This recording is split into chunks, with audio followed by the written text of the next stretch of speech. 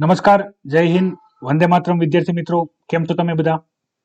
તમારું સ્વાગત છે IAS Lifestyle Academy daily current affair એનાલિસિસમાં, જેમાં યુપીએસસી, જીપીએસસી જેવી સ્પર્ધાત્મક પરીક્ષાની તૈયારી કરતા વિદ્યાર્થીઓ માટે કરંટ અફેરની પ્રિપેરેશન સારી રીતે થાય એ હેતુસર આપણે ડેલી બેઝ ઉપર ધ હિન્દુનું ગુજરાતી એનાલિસિસ કરીએ છીએ. જે એક્ઝામ પોઈન્ટ ઓફ વ્યૂ મહત્વની જેટલી પણ ઇન્ફોર્મેશન હોય એની હું તમારી સાથે ઇન ડિટેલ ચર્ચા કરું છું કે જે તમને એક્ઝામમાં ઉપયોગી થઈ શકે. ડેલી કરંટ અફેર એનાલિસિસની અંદર રેગ્યુલર બેઝ ઉપર ઘણા બધા વિદ્યાર્થીઓના શેર કરવાને લીધે જે ડેલી બેઝ ઉપર ન્યૂ સ્ટુડન્ટ આવતા હોય છે, તો એના ઘણા જે રિપીટેડ ક્વેશ્ચન છે એના માટે આપણે વારંવાર માહિતી આપતા હોઈએ છીએ કે કઈ રીતે યુપીએસસી એક્ઝામની પ્રિપેરેશન કરવી જોઈએ, જીપીએસસી એક્ઝામની પ્રિપેરેશન કરવી જોઈએ. એ બધી અગત્યની માહિતી ઓલરેડી આપણે આપી રાખેલી છે, બરાબર. આપણે યુટ્યુબ ચેનલમાં પણ એના લેક્ચર અવેલેબલ છે, જે વિદ્યાર્થી મિત્રો જોઈ શકે છે. એની સાથે સાથે ખાસ યાદ રાખજો વિદ્યાર્થી મિત્રો, તમે તમારી પ્રિપેરેશન જે કરો છો એમાં કરંટ અફેરનો રોલ સૌથી વધારે અગત્યનો છે અને મહત્વનો છે, કારણ કે જેટલા પણ ક્વેશ્ચન આવતા હોય છે તો એ બધા ક્વેશ્ચન કરંટ અફેરના ટોપિક અને સિલેબસના ટોપિકને ભેગા કરીને તમને પૂછવામાં આવતા હોય છે, જેની માહિતી મેં ઓલરેડી તમને આપી રાખેલી છે. અગત્યની બાબતો, જે પણ વિદ્યાર્થી ધ હિન્દુ પીડીએફ ડાઉનલોડ કરવા માંગે છે, જે આ સ્ક્રીન પર દેખાઈ રહી છે, તો એના માટે વિદ્યાર્થી આપણી Telegram channel IAS Lifestyle join કરી શકે છે, જેના ટોપ પર એક લિંક પિન કરવામાં આવેલી છે. એ સિવાય તમે યુપીએસસી કે જીપીએસસીના syllabus, previous year question paper download કરવા માંગતા હો તો તમે આપણી વેબસાઇટની મુલાકાત લઈ શકો છો, www.ieslifestyle.com. ત્યાંથી તમને મળી રહેશે, જેની લિંક વિડીયોના ડિસ્ક્રિપ્શનમાં પણ આપેલી છે. એનસીઆરટી માટે તમે આપણા વિડીયોના ડિસ્ક્રિપ્શનમાં એક લિંક આપેલી છે, તો એક પીડીએફ મળી જશે તમને કે જેના ઉપરથી તમે જે એનસીઆરટી સ્ટાન્ડર્ડ વાઇઝ કઈ કઈ બુક વાંચવાની છે એ મળી જશે.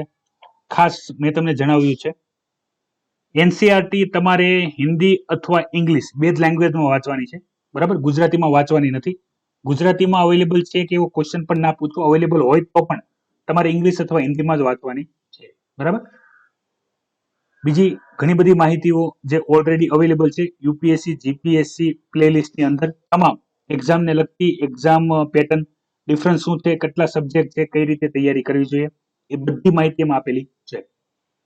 ડેલી બેઝ ઉપર તમે કરંટ અફેરના જે આ લેક્ચર આવતા હોય છે એ જોવાનું રાખો, તો જેટલા પણ વિદ્યાર્થીઓ દ્વારા ક્વેશ્ચન પૂછવામાં આવતા હોય, ભલે રૂબરૂ કદાચ તમને કોમેન્ટથી રિપ્લાય ના આપી શકાય હોય, પણ એ બધી ચર્ચા હું અહીંયા રેગ્યુલર બેઝ ઉપર કરતો હોઉં છું કે જેથી અગત્યના તમામ જેટલા પણ પોઈન્ટ હોય કવર થઈ જાય. અને ખાસ ઘણા બધા વિદ્યાર્થીઓને હું વારંવાર કહું છું અને આજે પણ કહી રહ્યો છું, તમે ડેલી બેઝ ઉપર ધ હિન્દુનું એનાલિસિસ જે લેક્ચર છે જોવાનું રાખો, કારણ કે જે ટોપિક મેં ગઈકાલે ચર્ચા કરેલી હશે, જેના જેટલા પણ પોઈન્ટ મેં ગઈકાલે ચર્ચા કર્યા હશે, બરાબર, એ ચર્ચા હું આજના ટોપિકમાં કરતો નથી. તો જે વિદ્યાર્થીને એવું લાગતું હોય કે સર તમે જે પણ એડિટોરિયલ છે એમાં બહુ ઓછું ઇન્ફોર્મેશનને લ્યો છો, તો એનો એક જ માત્ર જવાબ છે કે જે વિદ્યાર્થી ડેલી બેઝ ઉપર the Hindu current affair lecture જોતા હોય તો એ વિદ્યાર્થીને તો એવું જ લાગશે ને કે ભાઈ જે ગઈકાલે સરે સમજાવ્યું એ જ આજે સમજાવ્યું, બરાબર. એટલા માટે કહું છું, જેટલું પણ બને એટલું રેગ્યુલર તમે અડધો કલાક જ, વધારે સમય નથી હોતો, બરાબર. હું ઓછા સમયમાં સૌથી અગત્યની ન્યૂઝ હોય એ જ તે તમારી સાથે ડિસ્કસ કરતો હોઉં છું, બરાબર. પોલિટિકલ ન્યૂઝ આપણે સદંતર રીતે સ્કીપ કરીએ છીએ કે જેનું કોઈ વેલ્યુ નથી, એ ન્યૂઝની ચર્ચા કરીને કોઈ ફાયદો નથી, આપણે જોતા પણ નથી. ઓછા સમયમાં ઉપયોગી ઇન્ફોર્મેશન હું તમને આપું છું, રિપીટ નથી કરતો. યાદ રાખો, મેં તમને માની લ્યો કે એક આપણે જે ટોપિક ચાલેલો હતો એન્ટી ડિફેક્શન લોનો, તો હું તમને એન્ટી ડિફેક્શન લો શું છે એ દરરોજ ને દરરોજ ના કહી શકું, કારણ કે ન્યૂઝમાં દરરોજ ને દરરોજ આવતું હોય, બરાબર. તો હું તમને ખાલી એટલું જ કહું છું કે ભાઈ આપણા જે સ્પેશિયલ ક્લાસ છે યુપીએસસી હિન્દીની અંદર, એ ક્લાસની અંદર એ માહિતી આપેલી છે, તમે જોઈ લેજો. પછી બીજી કોઈ પણ ચર્ચા હોય જેની ઓલરેડી મેં માહિતી આપી રાખી હોય તો હું તમને એ જે પણ ડેલી કરંટ અફેર એનાલિસિસનો લેક્ચર હોય એ તમને વાંચવા કહી દઉં છું. અને આજે પણ કોઈ ટોપિક રિપીટ થતો હોય તો તમને ગઈકાલનો લેક્ચર જોવા માટે જણાવી દઉં છું. એટલે ખાસ તમે આગ્રહ રાખો, ડેલી બેઝ ઉપર જે કરંટ અફેર લેક્ચર આવે છે, બરાબર, અડધો કલાકનો સમય રાખો, અડધો કલાક તમારા શેડ્યુલમાં રાખો, બરાબર. બહુ ટાઈટ શેડ્યુલ હોય તો પણ તમે અડધો કલાક તો કાઢી જ શકો છો, બરાબર. અડધો કલાકમાં તમે ડેલી કરંટ અફેર એનાલિસિસ જે લેક્ચર છે એ તમે જોવાનું રાખો. દરેક પોઈન્ટ હું તમને ઇન ડિટેલ સમજાવી દઈશ, એટલે લગભગ એની બહાર કંઈ રહેશે નહીં. એની સિવાય પણ હું એડિશનલ ઇન્ફોર્મેશન પણ તમને પ્રોવાઈડ કરું છું હિસ્ટોરિકલ બેકગ્રાઉન્ડમાં, કે જે તમને ખબર હોવી જોઈએ કોઈ પણ વસ્તુ સમજવા માટે. તો વિદ્યાર્થી મિત્રો યાદ રાખજો, ડેલી બેઝ ઉપર જે વિદ્યાર્થી જોવે છે એના માટે ઉપયોગી થશે. તમે વચ્ચે વચ્ચે બ્રેક કરીને જોશો તો તમને એવું લાગશે કે આધી અધૂરી જ માહિતી આપી, પણ એ અડધી અધૂરી માહિતી નથી હોતી, એ પૂરી માહિતી જ હોય છે જો તમે રેગ્યુલર કરંટ અફેર લેક્ચર જોતા હો તો, બરાબર? કારણ કે રિપીટ ઇન્ફોર્મેશન આપવાનો તો મારો કોઈ હેતુ હોતો નથી. બીજી અગત્યની બાબત, એક રેગ્યુલર ટ્રેન્ડ પ્રમાણે દરેક વિદ્યાર્થીઓ જે પણ regular daily current affair lecture જોવે છે એ પોતાની પ્રેઝન્ટ સર કોમેન્ટ કરીને પ્રેઝન્ટ જણાવી શકે છે, બરાબર? કે જેથી ખ્યાલ આવે કેટલા વિદ્યાર્થીઓ ડેલી બેઝ ઉપર the Hindu current affair lecture છે એ રેગ્યુલર જોવે છે, બરાબર? તમે તમારું નામ પણ કોમેન્ટ કરી શકો છો અથવા તમે તમારું વિલેજ કે સિટી નું નામ પણ કોમેન્ટ કરી શકો છો, એટલે તમારી પ્રેઝન્સ કેટલી છે ખ્યાલ આવશે, કેટલા વિદ્યાર્થી ડેડિકેશનલી પ્રિપેર કરે છે ખબર પડે. ચર્ચા કરીએ વિદ્યાર્થી મિત્રો આજના એડિટોરિયલની અંદર, બરાબર? તો એમાં સૌથી પહેલા જે એગ્રીકલ્ચર બેઝ છે, બરાબર, એ ઇન્ફોર્મેશન આવેલી છે તો એની ચર્ચા કરી લઈએ કે અહીંયા કહેવામાં શું આવ્યું છે, બરાબર? એ દરેક ડિટેલ આપણે ઇન ડિટેલ ડિસ્કસ કરી લઈએ એટલે તમને ખ્યાલ આવે કે અહીંયા કઈ કઈ બાબતોનો ઉલ્લેખ થયો છે. તો વિદ્યાર્થી મિત્રો જે એગ્રીકલ્ચરની અંદર આપણી ગવર્મેન્ટ દ્વારા એવું કહેવામાં આવ્યું હતું કે ભાઈ હાલમાં જે વરસાદ પડી રહ્યો છે ઓગસ્ટમાં, બરાબર, એને લીધે ખેડૂતોની જે પાક છે, રવિ પાક છે, એ સારો આવ્યો છે અને એ જ જે કારણ છે કે જેના લીધે આપણી ઇકોનોમી એગ્રીકલ્ચર ઉપરથી શું થશે, એગ્રીકલ્ચર ઉપરથી ઇકોનોમી છે ફરીથી પાટે આવશે અને એગ્રીકલ્ચર વધારે સારી રીતે કામ કરી શકે એટલે એના માટે આપણે સ્ટ્રોંગ ફિઝિકલ સ્ટિમ્યુલેશન, બરાબર, ફિઝિકલ પોલિસીની અહીંયા વાત કરવામાં આવેલી છે. તો દરેક બાબત ઇન ડિટેલ જોઈ લઈએ એટલે ખ્યાલ આવી જાય. યાદ રાખજો, જો ડેલી બેઝ ઉપર કરંટ અફેરના લેક્ચરની અંદર હું તમને ઘણી બધી માહિતી હશે જે મેં ઓલરેડી આપેલી હશે તો હું તમને માહિતી વિડીયો જણાવી દઈશ તો એ તમારે જોવાનો રહેશે, બરાબર, એટલે ખ્યાલ આવી જશે. તો સૌથી પહેલા આધાર અહીંયા શું આપવામાં આવ્યો છે રાઇટર દ્વારા એવું કહેવામાં આવ્યું છે કે ભાઈ જે ગવર્મેન્ટ કહી રહી છે કે ભાઈ ઇકોનોમી સારી કન્ડિશનમાં છે, ઇકોનોમી ગ્રોથ કન્ડિશનમાં છે, તો એની અંદર ડેટા આપેલા છે, ડેટા યાદ રાખજો, બરાબર? ડેટાની અંદર પહેલા આપેલું છે કે ભાઈ જે ઇન્ડિયન ફ્રૂટ ગેઇન છે, બરાબર, તો એ છે અત્યારે 3.7% હાયર ધેન 2018-19. આ માહિતી તમે જોઈ શકો છો.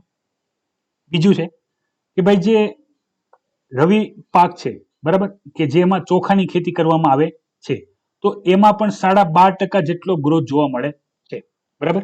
કોની કમ્પેરિઝનમાં? પ્રીવિયસ યરની કમ્પેરિઝનમાં, 2019-20ની કમ્પેરિઝનમાં નિયર અબાઉટ 12.5%નો ગ્રોથ થયો છે, જે સારી વાત છે કમ્પેરેટિવ ડેટામાં.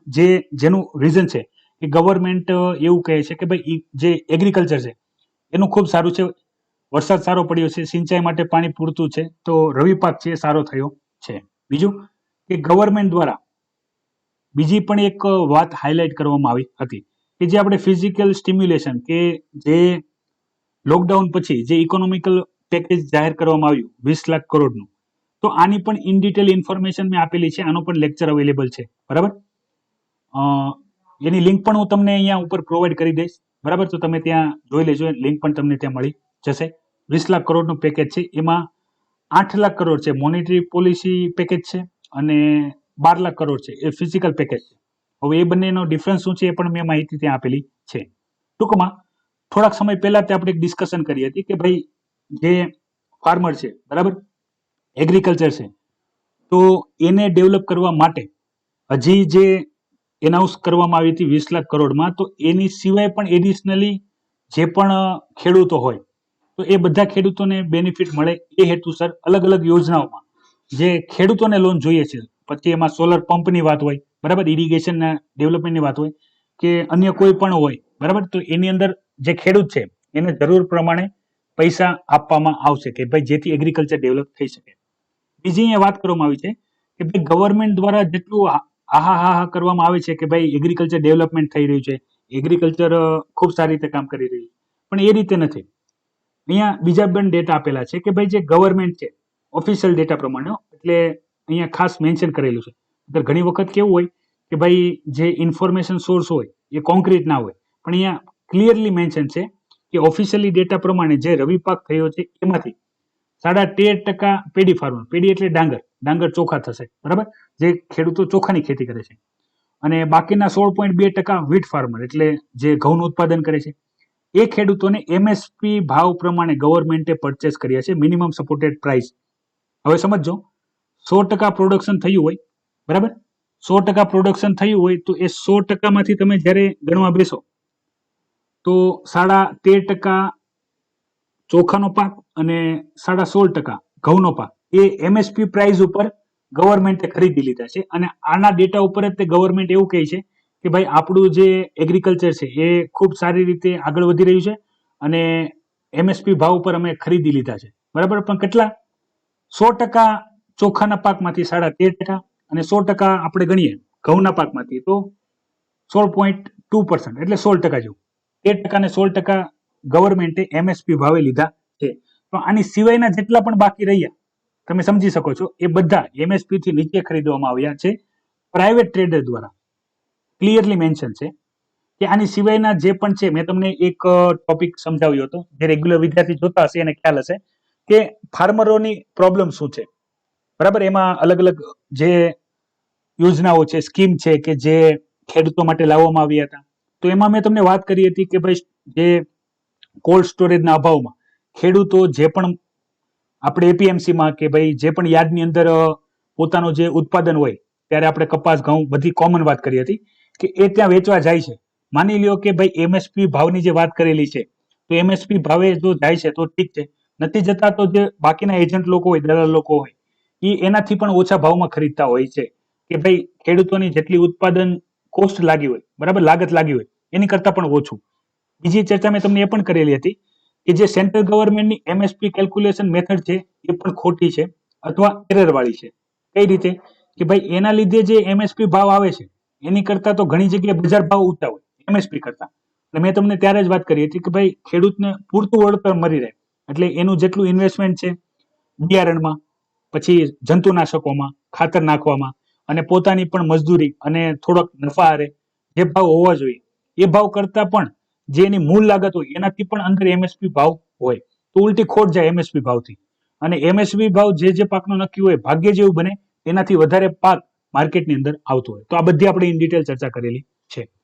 બાકી એક કોન્સેપ્ટ છે ગીવાનો, તો ગ્રોસ વેલ્યુ એડેડ જે કેલ્ક્યુલેશન છે, બરાબર, અને જીડીપી કેલ્ક્યુલેશન છે, તો એની 3 મેથડ છે જે ઇકોનોમીની અંદર આપણે જોવાની હોય છે. તો જે વિદ્યાર્થીઓએ એ હજી જીડીપી કેલ્ક્યુલેશન કઈ રીતે કરવામાં આવે છે ઇન્ડિયામાં, એ ટોપિક જો બાકી હોય તો કરી લેજો. બાકીના અલગ અલગ એરિયા વાઇઝ જે પણ ખેડૂતો છે તો એને કઈ રીતે લાભ આપવામાં આવશે એ ઇન્ફોર્મેશન આપેલી છે, જે આપણે ઓલરેડી PM કિસાન નિધિ જે સ્કીમ છે, પછી સન્માન નિધિ જે સ્કીમ છે કે જેના દ્વારા ખેડૂતોને યોગ્ય રીતે કયા કેટલા પેમેન્ટ આપવા જોઈએ, બરાબર, એ અને બીજી પણ ઘણી બધી યોજના, PM આશા યોજના, તો આ બધી આપણે ડિટેલમાં ડિસ્કસ કરેલી હતી જે એગ્રીકલ્ચર વાળો જે ટોપિક હતો એની અંદર. એમાં ખામીઓ પણ કઈ છે એ પણ મેં તમને જણાવી હતી. તો ખાસ અહીંયા રાઇટરની કહેવાનો મતલબ એ છે કે જે ગવર્મેન્ટ કહી રહી છે કે 2020-21માં અત્યારે જે પાક આવી રહ્યો છે એમાં ગ્રોથ થયો છે, તો એનો કોઈ વાંધો નથી, ગ્રોથ થયો જ છે, પાક સારો આવ્યો જ છે, પણ એનો લાભ જે ખેડૂતોને થવો જોઈએ એ થયો નથી, જે ગવર્મેન્ટ દ્વારા ક્લેમ કરવામાં આવે છે એ, બરાબર, એની જ ઇન્ફોર્મેશન અહીંયા આપેલી છે. તો આ બધું યાદ રાખજો.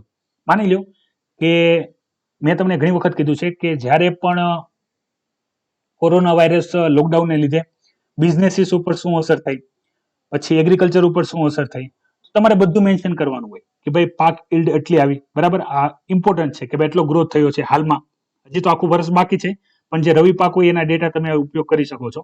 2020ના મેઇન્સ એક્ઝામમાં કદાચ આવી શકે છે, કારણ કે સૌથી વધારે અગત્યનો આખા વર્ષમાં જો સૌથી મોટી મોટી ન્યૂઝ હોય તો એક છે 370 અને 35 એ આર્ટિકલ વાળી પોલિટિકલ બેઝ, એની સિવાય કોરોના વાયરસ, એની અંદર હેલ્થકેર સેક્ટર, ઇકોનોમિકલ સેક્ટર, બરાબર, ઇન્ડસ્ટ્રી, અને બીજું છે ઇન્ટરનેશનલ રિલેશનશિપમાં ઇન્ડિયા અને ચાઇનાના જે ડિસ્પ્યુટ છે એ, જમ્મુ કાશ્મીરના જે રાઇટ્સ ને ફંડામેન્ટલ રાઇટ્સની જે વાત છે, પછી ઈ લર્નિંગ.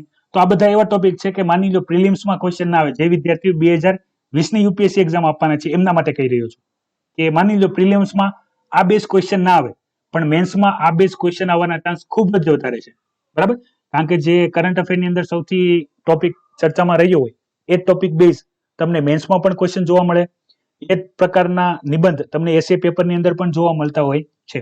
તો એ રીતે પ્રિપેરેશન કરવી. ક્લિયર છે? તો અહીંયાથી આગળ વધીએ.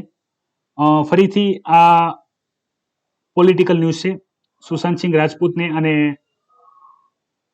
જે કંઈ પણ ચલી રહી છે પોલિટિક્સ, બરાબર, એની ઉપર. તો એક્ઝામ પોઈન્ટ ઓફ વ્યૂ અગત્યનું નથી, પણ જો તમે ઇન્ટરેસ્ટ ધરાવતો હોય તો વાંચી શકો છો, બરાબર. એક્ઝામ પોઈન્ટ ઓફ વ્યૂ એટલું ઇમ્પોર્ટન્સ નથી. બીજો અહીંયા ડેટા આવ્યો છે કે ચાઇનાના પોપ્યુલેશનને લઈને આટલો બધો મહત્વનો નથી, પણ ફરીથી એકવાર નજર નાખી લઈએ કેવા શું માગે છે કે ઇકોનોમિકલ ગ્રોથ અને પોપ્યુલેશનને સીધે સીધા કનેક્શન છે, બરાબર.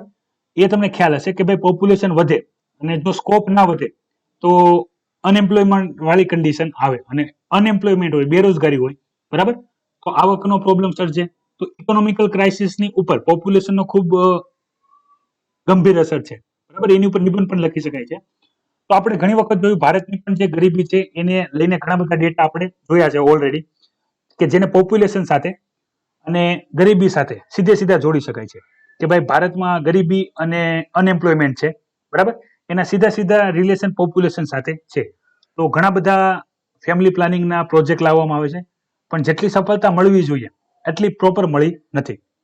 ઇન્ફોર્મેટિવ છે, એક્ઝામ પોઈન્ટ ઓફ વ્યૂ એટલું બધું ઇમ્પોર્ટન્સ નથી, કારણ કે આની આ કેવી વાત છે કે ભાઈ ચાઇનાની પોપ્યુલેશન વધશે તો ઇકોનોમિકલ ગ્રોથ ઉપર અસર થશે, મતલબ આ પ્રોબેબિલિટી વાળો છે, શક્યતા વાળો ટોપિક છે, એટલો બધો ઇમ્પોર્ટન્સ નથી. તમે વાંચવું હોય તો વાંચી શકો છો, આપણા કામ માટે ઉપયોગી નથી. બીજું વાત કરવામાં આવી છે અહીંયા ઈરાકની અંદર જે જેહાદીસ ગ્રુપ છે એના દ્વારા. તો વિદ્યાર્થી મિત્રો, મેં તમને ટેરર ઓર્ગેનાઇઝેશનની અંદર ઘણા બધા ટેરર ઓર્ગેનાઇઝેશન છે એ વાળો આપણે ટોપિક ઓલરેડી ડિસ્કસ કર્યો છે. તો એની જ વાત કરી દો. સમજી લો પેલા જેહાદીસ ગ્રુપ શું છે. તો જેહાદીસ ગ્રુપમાંથી સૌથી પહેલા સંધિ છૂટી પાડો તો પેલું આવશે જેહાદ, બરાબર. આ શબ્દ તમે ઘણી વાર સાંભળ્યો હશે. તો જે ટેરર ઓર્ગેનાઇઝેશન હોય છે તો એનું જે કેવું છે એ કહી રહ્યો છું, બરાબર. અને કોઈની ધાર્મિક લાગણીઓ દુભાવવાનો મારો કોઈ હેતુ નથી, અને હું જે કહેતો હોઉં છું એ ઇન્ફોર્મેશન બેઝ જ કહેતો હોઉં છું, જે ઓલરેડી ઇન્ફોર્મેશન આપણે ડિસ્કસ કરેલી હોય. જેહાદનો મતલબ એવું થાય છે કે એનું કેવું એવું છે કે ભાઈ ઇસ્લામ ધર્મ છે, મૂળ ઇસ્લામ ધર્મ, કારણ કે ઘણા બધા ઇસ્લામ ધર્મની અંદર પણ અત્યારે જે ભેદભાવ કરવામાં આવે છે કે ભાઈ જે મૂળ ઇસ્લામ ધર્મ છે એ ખતરામાં છે, બરાબર. જે એના અનુસરણ કરે છે એ મૂળ ઇસ્લામ ધર્મ પણ ભૂલી ગયા છે. એવા જે અમુક આર્ગ્યુમેન્ટ હોય છે એમના, તાલિબાનો હોય કે ભાઈ આતંકી સંગઠન હોય, તો એ શું કહે છે, ઇસ્લામ ખતરામાં છે, એને બચાવવા માટે, જેહાદ માટે અમે શું કરી રહ્યા છીએ, અમે આંદોલન કરી રહ્યા છીએ.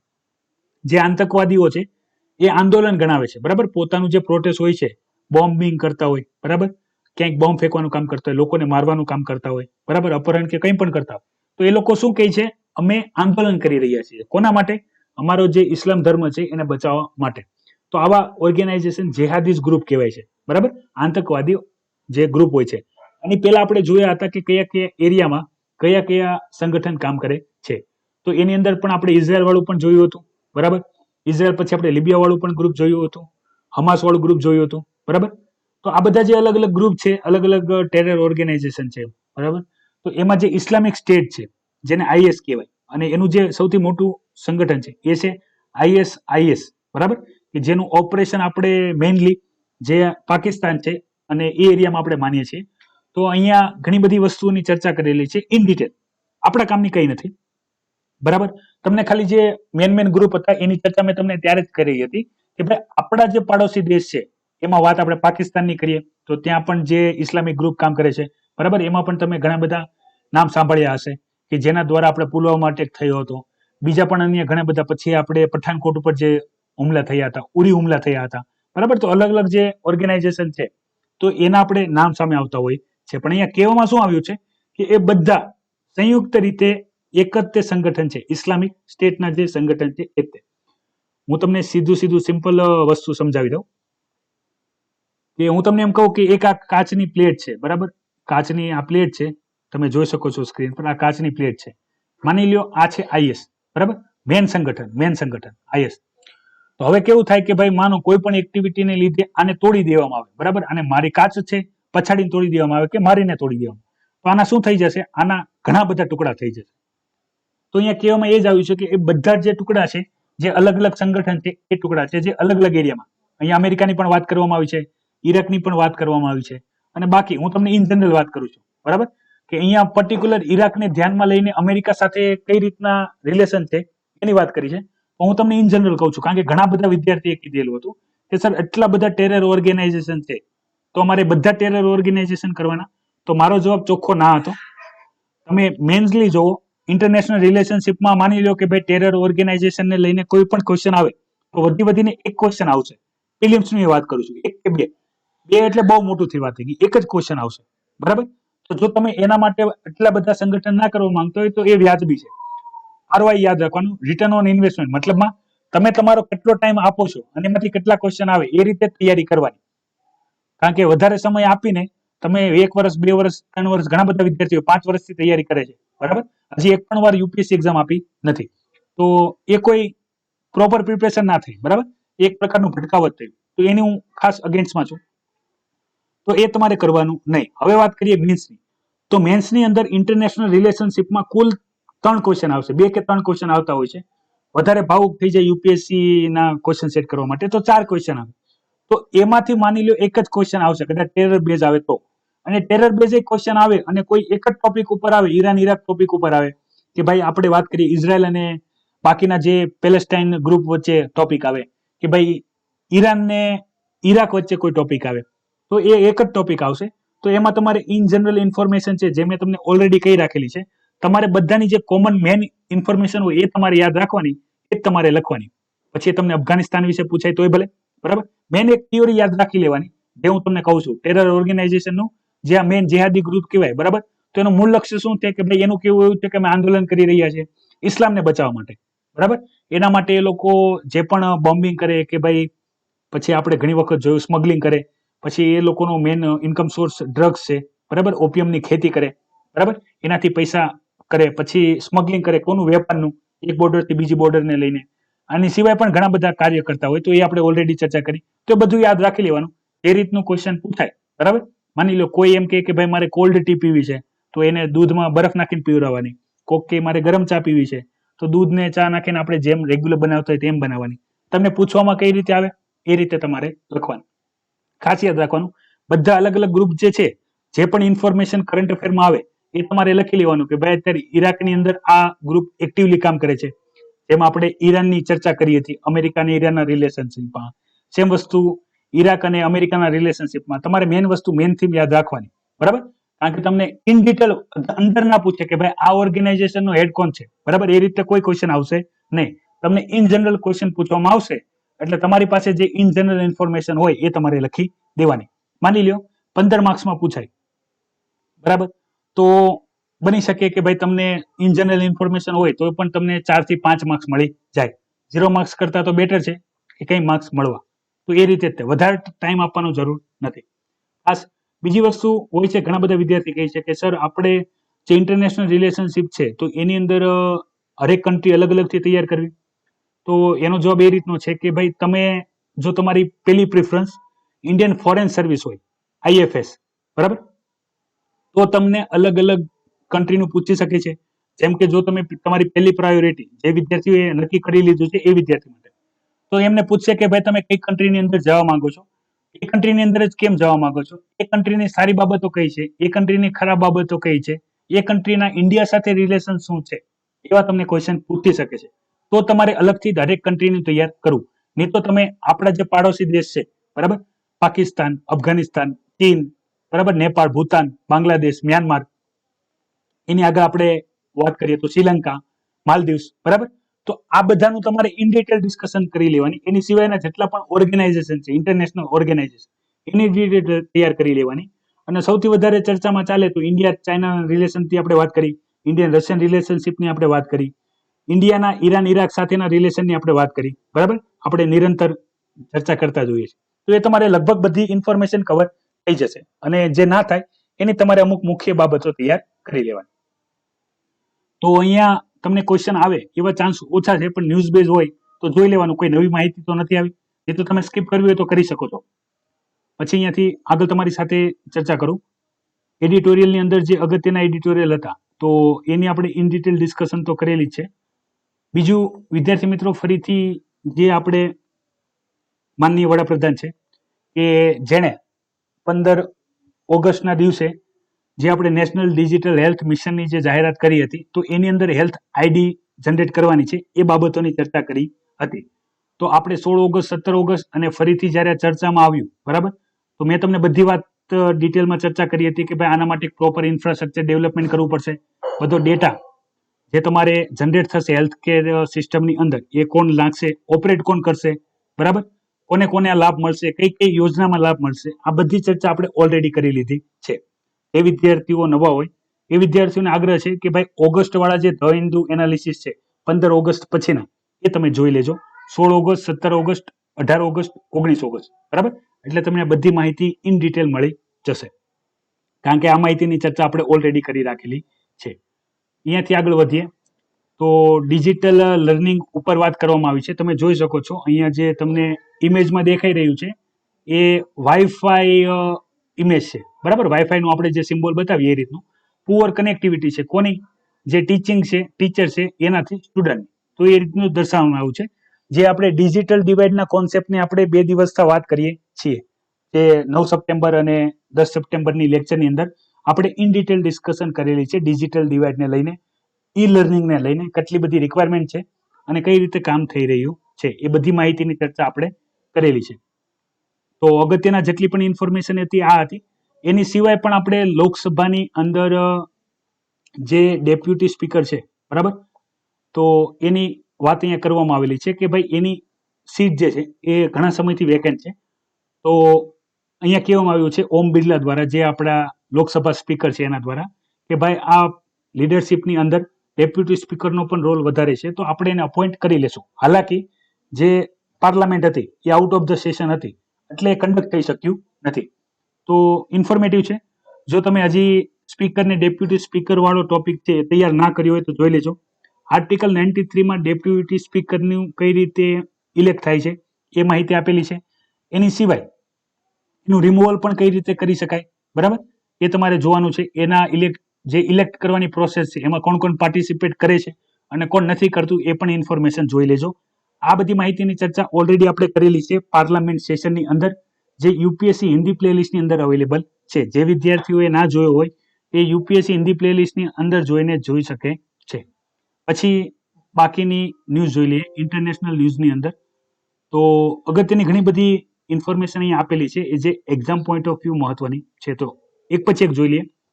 તો સૌથી પહેલા COVID-19 વેક્સિનની જે ગઈકાલે આપણે ચર્ચા કરી હતી કે ભાઈ જે એસ્ટ્રાઝેનેકા છે જેને ઇન્ડિયામાં ભારત સિરમ દ્વારા માસ પ્રોડક્શન કરવામાં આવતું હતું, બરાબર, તો એને અટકાવવામાં આવ્યું છે. રીઝન આપવામાં આવ્યું છે કે ભાઈ હજી અમે સેફ્ટી ડેટા ઉપર રિસર્ચ કરી રહ્યા છીએ, એના પ્રોપર ડેટા મળી જશે પછી અમે એનું ફરીથી માસ પ્રોડક્શન શરૂ કરી દેશું.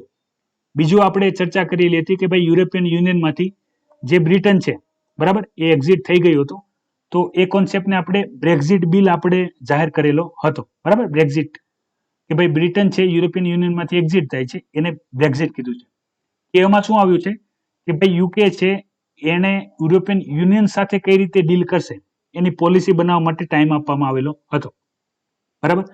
તો એ ટાઈમ અનુસાર જે બ્રિટન છે એને યુરોપિયન યુનિયન માટે સૌથી પહેલા ગાઈડલાઇન્સ જાહેર કરવી પડશે કે ભાઈ એની સાથે કઈ રીતના ઇકોનોમિકલ રિલેશનશિપ રાખશે, પછી બોર્ડરના કઈ રીતે રિલેશનશિપ રહેશે, બરાબર.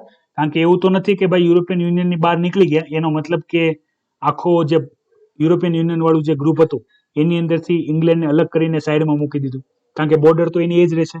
પહેલા મેં તમને વાત કરી હતી કે યુરોપિયન યુનિયન એક આખું એક સંગઠન હતું, બરાબર. તો બોર્ડર જેવું કંઈ હતું જ નહીં, બધા ઇઝીલી ટ્રાવેલ કરી શકતા હતા, કોઈને રોકવામાં આવતા નહોતા યુરોપિયન યુનિયનની અંદર. પણ હવે બ્રિટન અલગ થઈ ગયું છે તો એના બોર્ડરના ડિસ્પ્યુટ થશે તો શું થશે, પછી ઇકોનોમિકલ ટ્રેડ માટે શું કરશે, વર્લ્ડ ટ્રેડ ઓર્ગેનાઇઝેશનના ડેટા ફોલો કરશે કે યુરોપિયન યુનિયનના જે પોલિસી છે એને ફોલો કરશે, તો એ બધું યુકેએ જાહેર કરવું પડશે. તો આ ચર્ચા પણ આપણે ઓલરેડી કરી રાખેલી છે. તો જે વિદ્યાર્થી નવા હોય એ જોઈ લેજો. અને જે ચર્ચા કરીએ છીએ વિદ્યાર્થી મિત્રો, તો એનું આપણે ખાલી ઇન્ફોર્મેશન જ જોશું. બીજી અગત્યની ઇન્ફોર્મેશન છે એની ચર્ચા કરી લઈએ. તો ખાસ અગત્યની જે બાબત છે પહેલા સમજી લો. અહીંયા ફરીથી જે ગ્રીસ છે, બરાબર, તો એના માઇગ્રન્ટ છે એ એક ટાપુ છે. ટાપુનું નામ યાદ રાખજો, લેસ્બોસ. હવે આ જે લેસ્બોસ છે એ આપણે તમે જોશો ને તો ટર્કીની બાજુમાં આવેલું છે લેસ્બોસ, કે જે માઇગ્રન્ટ હતા. આની પહેલા આપણે જ્યારે જોયું ત્યારે એક ન્યૂઝની અંદર જ આવેલું હતું કે ભાઈ જે આ રેફ્યુજીસ હોય, બરાબર, મતલબમાં શરણાર્થી હોય એ જે કાફલો હોય તો ત્યાં આગ લાગી હતી અને ત્યાંથી આગમાંથી ઘણા બધા લોકો અલગ જગ્યાએ ગયા હતા કેમ્પ ફાયર બાદ. તો જે લેસ્બોસ છે, વર્લ્ડ મેપની અંદર જોઈ લેજો લેસ્બોસ કઈ જગ્યાએ છે, બરાબર. જે ગ્રીસ અને તર્કી છે તો એની નીચે મતલબમાં તર્કી સાઈડ ઉપર એક જરીક એવું બાજુની સાઈડ ઉપર આઇલેન્ડ છે લેસ્બોસ. યાદ રાખજો, ઘણા બધા વિદ્યાર્થીઓ મને કહેતા હોય છે સર વર્લ્ડ મેપની અંદર આપણે બધા આઇલેન્ડ કરવાના, કારણ કે એક્ઝામમાં તો આઇલેન્ડ પૂછાય છે. પણ ખાસ યાદ રાખજો, એક્ઝામની અંદર એ જ આઇલેન્ડ પૂછાય છે જે કરંટ અફેરની અંદર ચર્ચામાં હોય.